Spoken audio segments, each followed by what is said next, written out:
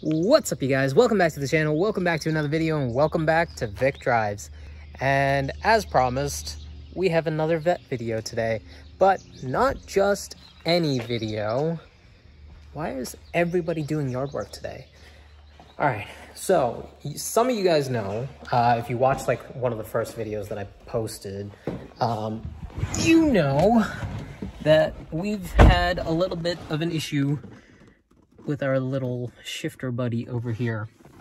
Either making noise when I'm driving, like the shift knob itself will rattle around, or you know, sometimes I have a little bit of trouble getting into first or second. And that's generally an indication that, you know, like bushings are worn, or, you know, something along those lines. Maybe a couple bolts are loose, or, you know, thousands of options. But I decided that I didn't want to wait to figure out what it was, and it was really starting to bug me. So, enter this box. And so, inside this box is my new MGW short shifter. And it's an entire kit, so it's got the actual shifter, it's got the new shift knob, so I don't have to deal with this wiggling nonsense, and there's some heat shielding and sound deadening material and a couple tools, I think, as well. So basically, we're gonna go ahead and install it.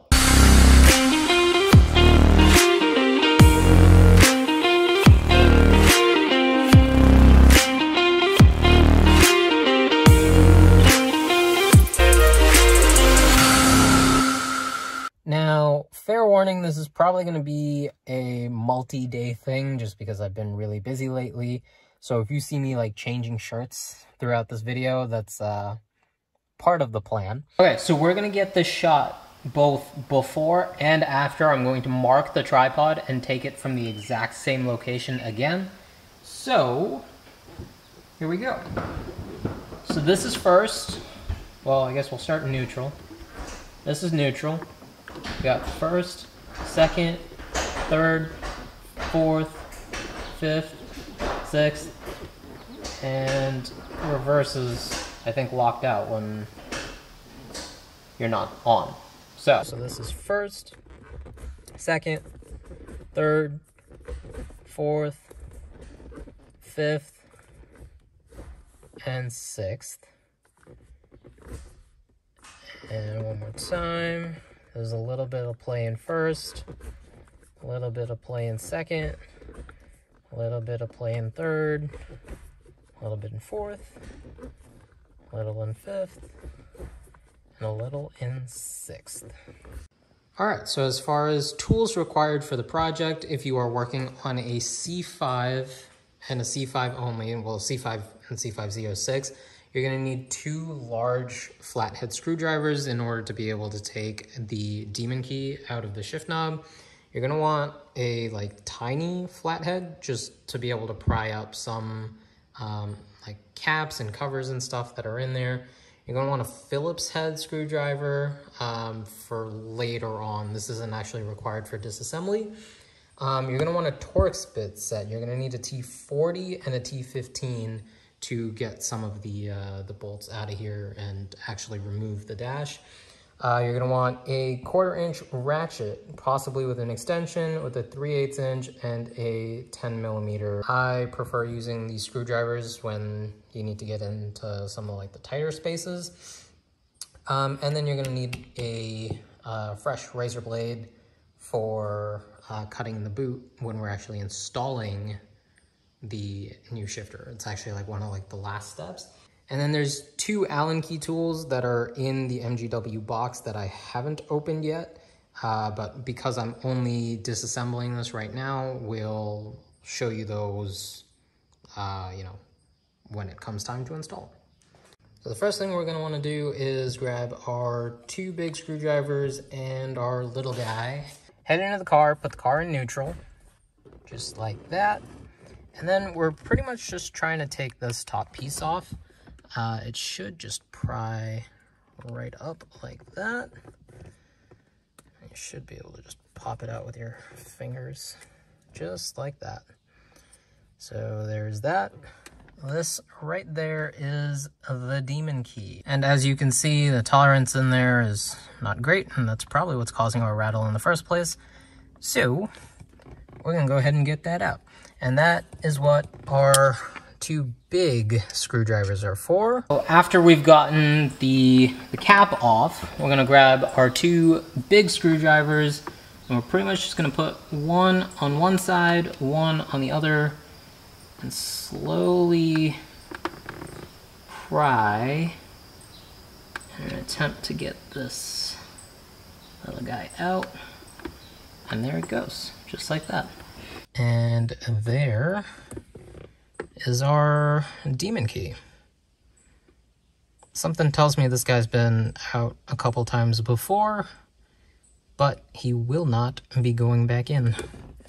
I'm gonna stick that right there, and now the knob should just screw right off. And there she goes. And there's all sorts of junk in there. No idea what that is. Don't really want to put my hand in there, so we're just gonna poke it with this. Yeah, I have no idea what this stuff is. Some sort of filling material, but I guess it doesn't matter because it's not staying in the car.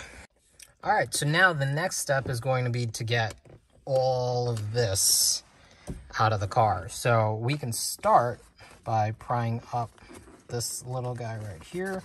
There's a few clips on either side. It's gonna be hard to do this with one hand.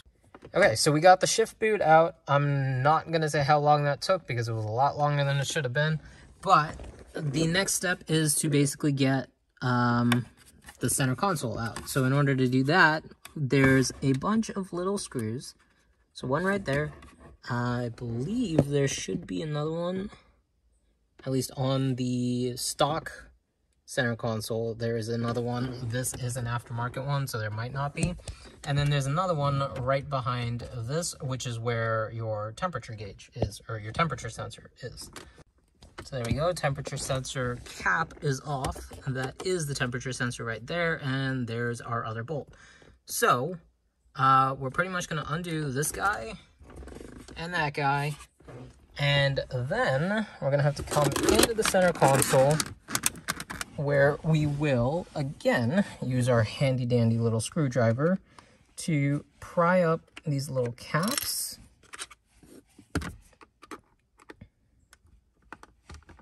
And then underneath the caps, we have two 10 millimeters. Okay, so the next step in getting all of this out is to basically take off this section here where the traction control and the passenger airbag light are. That just pops off completely. Like I literally just moved my hand and it just popped out. So that comes off right there. This is gonna be an editing nightmare, but basically after you've popped this piece off, there's two more 10 millimeter bolts right down there. And I should also mention, all four of these are the exact same size, so it doesn't really matter what order or where you put them back together, as long as you have all four. So the next thing we unplug is the lighter port right here. You pretty much just push down and pull back, and there's that. Now, the gas cap door is a button in the C5, in case you didn't know that. So there is another wire underneath here, but in order to get there, we need to lift the entire piece up and back.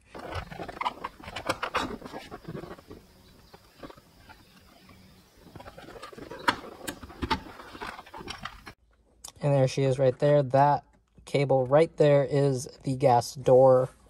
The connector is right up here. It's going to be a little interesting to put that thing back together, but there we go. Now that we have this out of the way, we can now move this guy out of the way and attempt to get this.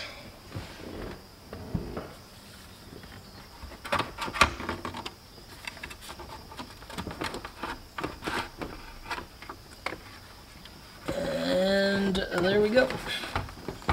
I'm gonna see what we can do with that. so that took a lot more effort than I was expecting it to, but that is out. Console is somewhat out of the way, but hopefully that leaves, or that gives the camera a good enough angle at what's going on here. I do have to run out for today, but obviously for you guys, that'll be like 5 seconds before I come back, and then we can get right into the shifter install. All right, and we're back. So obviously it's the next day for me, but for you it's been less than 2 seconds. But basically this is the dust cover for the shifter. So we're gonna pop this out, and then there will be a few bolts holding the entire shifter assembly in, which we will take off and then remove this. And then we can put the new one in. These are 10 millimeters, by the way.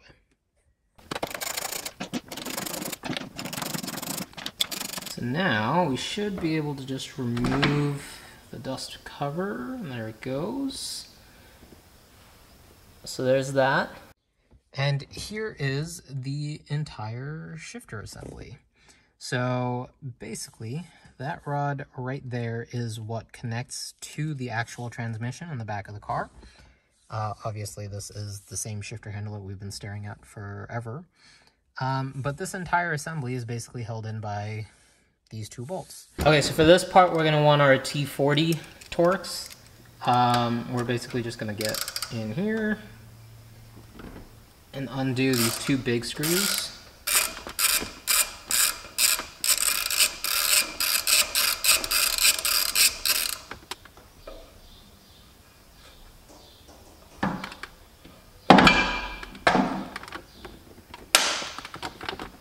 And there it is. So let's take this over to the bench real quick, and we'll take a closer look at it. All right, so I went ahead and took the liberty of taking this thing apart. So it's pretty much just 4 screws. They are 3/8 inch screws. So you pretty much just pop the 4 of those out from on top of here, and this entire assembly will just come right out. And as you can see, the gasket that was once here has kind of separated, but it is still technically on there in some sort of fashion. But basically, this right here is the piece that we need. So in order to get that, we're going to grab our Phillips head screwdriver. Once you've got those off, you pretty much just pop this guy off, and this entire rod should just slide out like that. So now at this point you want to make sure that there's no scoring or anything like that on this rod, which it doesn't look like there is. So now we can go ahead and open the new shifter. Let's see if I can nail this. All right, let's do a little unboxing, shall we? Short throw shifter and shift knob. Got some packing paper, some more packing paper, get some more packing paper. Put this away probably. And then right here, what do we got? Threw it away a bit too early, I guess. Let's give you a little cut, shall we?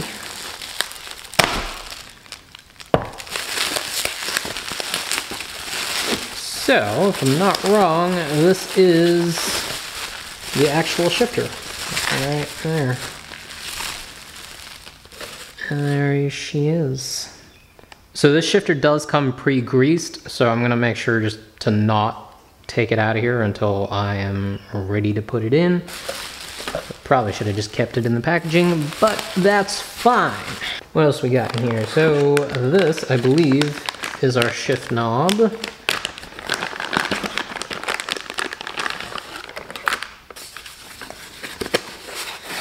Yep, there it is. So this is MGW's race knob, shift knob. I'll bring up the stock one just for comparison. So here's our new shift knob right there, and here's the old one for size comparison and shape comparison.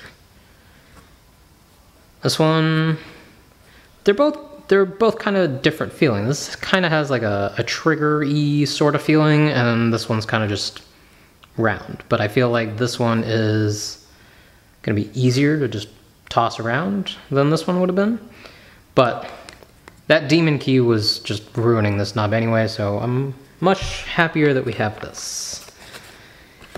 And MGW does give you extra washers and whatnot in case you want to change the height of your knob as well. But we will deal with that when we get there. And then these are the tools that I spoke about at the beginning. There's an Allen key, 2 different types of Allen keys. These are the bolts that go into the shifter housing, which is in there. And then this actually mounts onto the shifter that we just took out. And they have different adapters for these. So they have, if you have a C6 Corvette, then this adapter will be different, but it'll be geared more towards the C6. C7 has the same. And then if you have a normal 9/16 18, you'll get this guy right there. And they give you a couple stickers, which is nice. I might toss that somewhere. I'm not entirely sure where yet, but that'll be cool.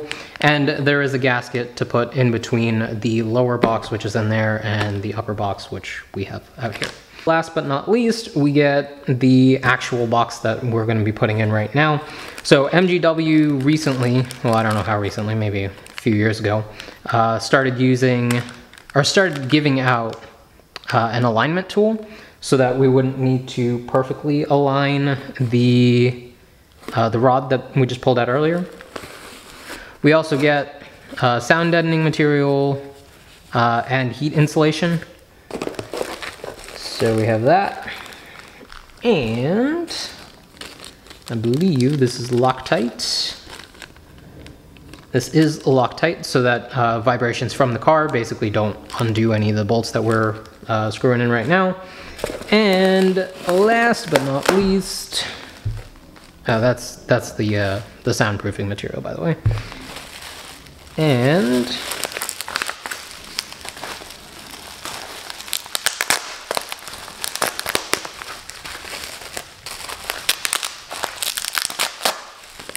this is what we're actually all here for. The new MGW shifter box. Right there. It looks beautiful. And it's so unfortunate that we're never going to be able to see this because it's going to be sitting inside the car. So, out with the old, in with the new. Now, to actually install this, we have to disassemble it first. Because, if you remember, we had to take out this rod right here to put it in there from here. So, in order to do that, MGW does provide you with the tools, as I've said. Give me a second here. So, here's how this works. So, we pretty much have 4 Allen bolts right here, which we're going to go ahead and get out. There we go. Oh, these are pre-greased, so I probably shouldn't have touched those. All right. So we have the lower box right there. We have this guy right here. Now we're gonna go ahead and get this cleaned off. You can use whatever you want. I'm gonna use some isopropyl alcohol, get some of this older grease off, and then we'll pop it into place. So now comes the important part. So when you have this oriented like this, you wanna make sure that the notch side comes out on this side. And then all we do is slide this guy into our bushings. Try to get most of the grease kept on there. Hopefully. And we just want to make sure that this all slides smooth. There's no random, you know, bits where anything is not contacting or anything like that. And then we're just gonna take this guy, put it right in there, line up the bushings, pop it down, and then just make sure that everything is, you know, moving smooth. which it is. Great. So then we're gonna go ahead and pop this guy back on, just like that. And then we can go ahead and put these screws back in. As we tighten these down, you're gonna wanna do this similar to how you do wheel installs, like lug nuts and stuff. So you're gonna wanna go in like a diagonal pattern as much as you can. Obviously there's only 4, so there's only so much you can do. But basically, you wanna try to evenly distribute the pressure, but you do want these to be very tight when they do go in. And before you do go back inside the car, just again, make sure everything is nice and smooth. There's no binding anywhere, and we are good to go. Okay, so the next step, or I guess the first step of the reinstall process, is to install our noise canceling, or I guess sound deadening material, the Dynamat that's provided to you in the kit. So you get a 5-inch by 10-inch sheet of this stuff, and you basically want to cut it into a 4-inch by 5-inch and a 4-inch by 5-inch. So basically 2 pieces, and you'll have a little bit left over. And what you're going to do with this material is you're basically going to, after you've taken off the sticky part, obviously, you're basically going to go ahead and put it down right here. So you're going to want to overlap that handle right there, which is on all C5 and C6 Corvettes, with the Dynamat as close as you can, like probably right around there. And you're going to want to like press it down on the rest of this as far back as it'll go. Then with this second sheet, you're going to go basically down the torque tube. I'm trying to show you guys as best I can. But basically you're going to want to go down here, if I can point in the direction down that way, and you're basically going to cover the torque tube with this sheet horizontally. So the 4-inch side towards you guys, 5-inch side, off to the sides. And you're basically just going to cover the torque tube as best you can. Basically right down there is where you will get. And I would definitely recommend wearing some gloves when you do this. These edges of this Dynamat sheet can get pretty sharp, and they could potentially cut you. Ask me how I know. Okay, so once we have our sound deadening material down, we got 2 sheets, one right there, one right there.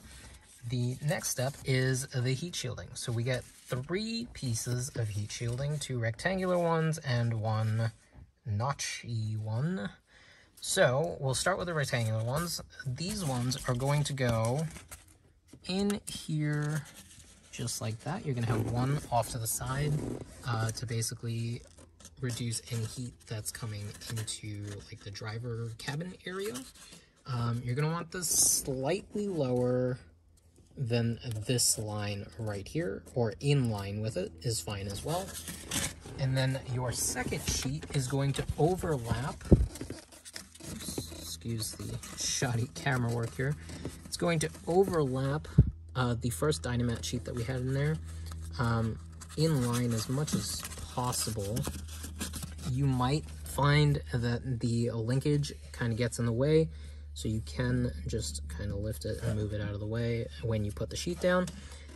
Again, remember, you do not want this sheet to go above this bracket right here, so we're going to keep it in line with that. And then the final piece, our little notchy piece, as you can probably guess, is going to fit nice and neat right in there. And again, with this one, we don't want it to go over that notch. It can sit on top of it, so it will most likely sit just like that. Look at how perfectly it sits in there. So that one goes there, this one goes right under it, and then another one off to the side over here. And there you go. So the heat shielding is in, the Dynamat is underneath those 2 sheets right there.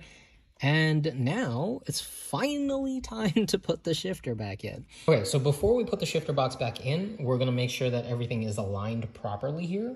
So in order to do that, what we do is we take their alignment tool, which is CNC machined to work with our box, and we basically just line up the holes here as best we can. And then they give you 2 screws that you can put in on either side here. So back in the day when MGW first released this shifter, the way to do the tool alignment was to basically look for that little hole where the lock pin used to go on the old shifter, line that up halfway so that you could only see half of it through the bushing, and then line this up as close to 90 degrees towards the driver's side as you could.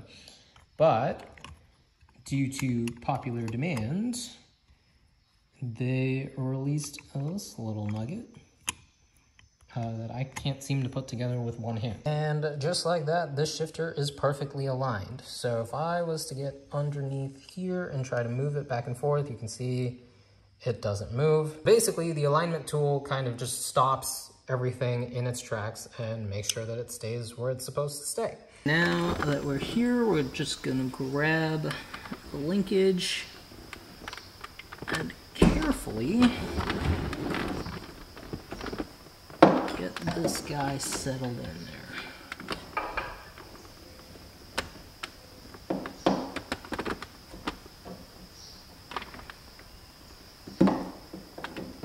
Just like that.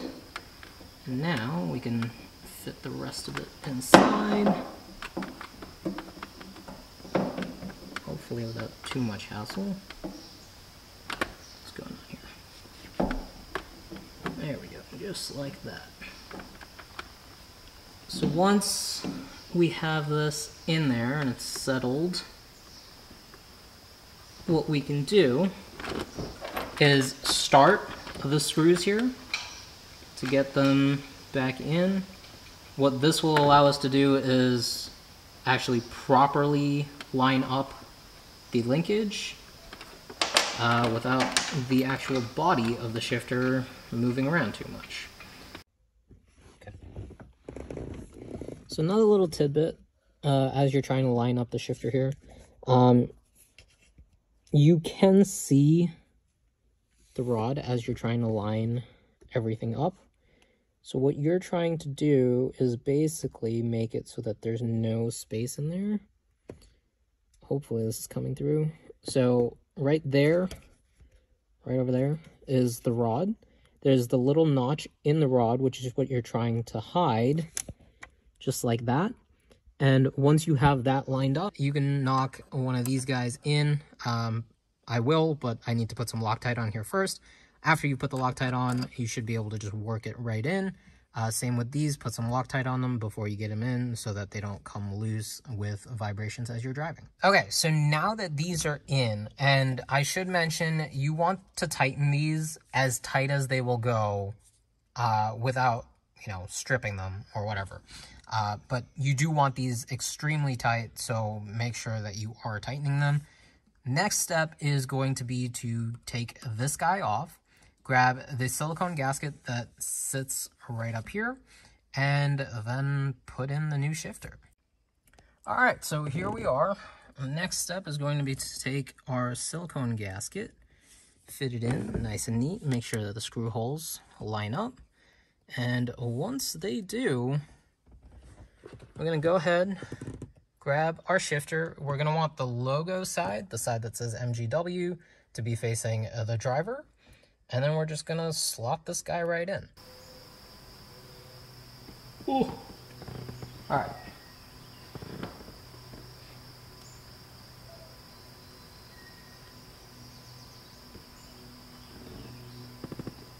So we're just gonna go ahead, pop you right into there, nice and neat. And now that everything is seated nicely, we're gonna go ahead and take the bag that says Corvette shifter mounting bolts, and we are going to install them. And so similar to what we did with the bolts on the bottom side of the box, we're going to want to do something similar with these top ones, where we move in a diagonal pattern once we've started all of them. And there is the shifter, all nice and neat and locked down. So after you tighten these bolts down, you'll see that the gasket kind of starts creeping out of the sides, which is exactly what you want. And then on the back of the shifter and on the front, you'll see that there's 2 set screws that basically just lock these in place. So all you want to do is just tighten these down. Takes a little bit of effort, but it is possible, or so I'm told. So you don't need anything super extravagant. It doesn't take a whole lot of effort. You're pretty much just tightening them in like 1 or 2 turns. All right, so that is decisively in. No arguments there from me. All right, so next step is going to be to cut the dust boot. So we're going to need a little bit more light, so let's hop out of the car for this one. So you want to make sure that you're doing this right the first time, because you don't really have a whole lot of tries. You pretty much just get the one. So we're going to go ahead and grab our razor blade. So you're going to want a nice sharp razor blade, brand new, and this is what we're going to use to cut out the gasket. So I'm not going to be able to show this and record it at the same time because I have to stand behind the camera, and that's not really the best line of sight. But basically, there's one layer on the inside of this boot that is basically what we're going to be cutting. So when you go to cut, try not to cut yourself with the razor blade, you're going to want to go as parallel to the top edge of this as we can. So that's the best way to get a clean cut. So we're basically just going to make our way around the boot as parallel to it as we can be, and that should hopefully create the cleanest cut possible.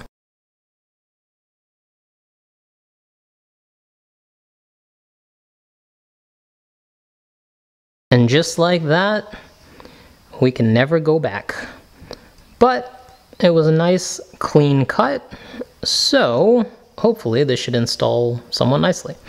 So the MGW shifter came with all of this already on it, which is why we had to cut the OEM gasket out. So we popped this guy right on over and make sure that the MGW fits. Line up all the posts, just like that. Get there? Yep, just like that. And now we should be able to just tighten everything down. We'll be good to go. Now, MGW ships these out, and they actually say this in their video as well. A lot of this might be repetitive, but they ship them out like this just to hold the washers in place. So when you actually take this out, you're gonna have to flip them upside down. So they pop out like that. You're gonna put the lock nut in first, and you're gonna screw that all the way down. So right about there. And then you put the washer on, and then the flat one. And now you take all of these and you put them right in here, and you screw this guy down.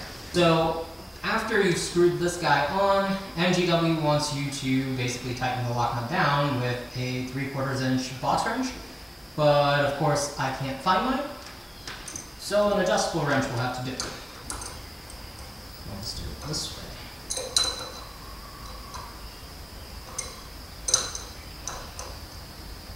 Just like that. And once that's tight, that's tight.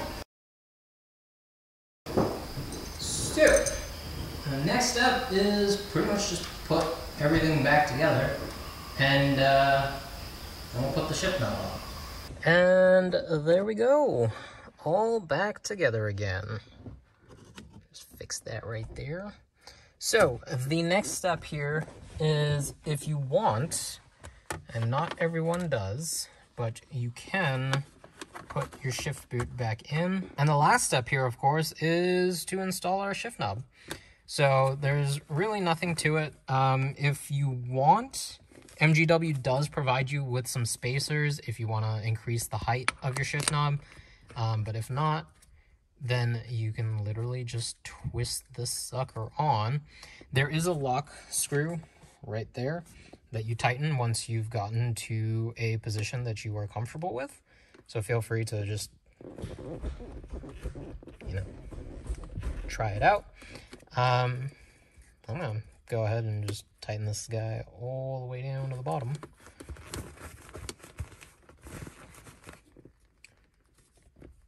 Right around there should probably do.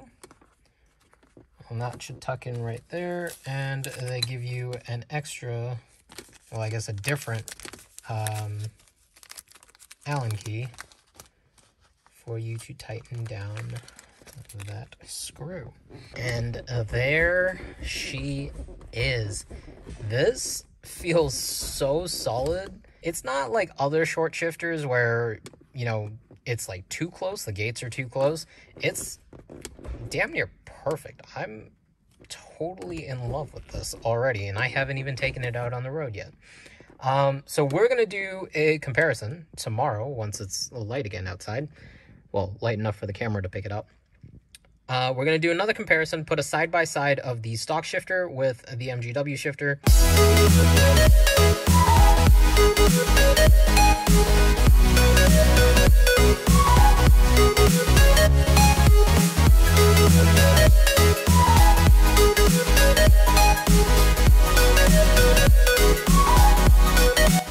And there you have it. So it was a multi-day install. I did just take it out for a spin just to see how it would go.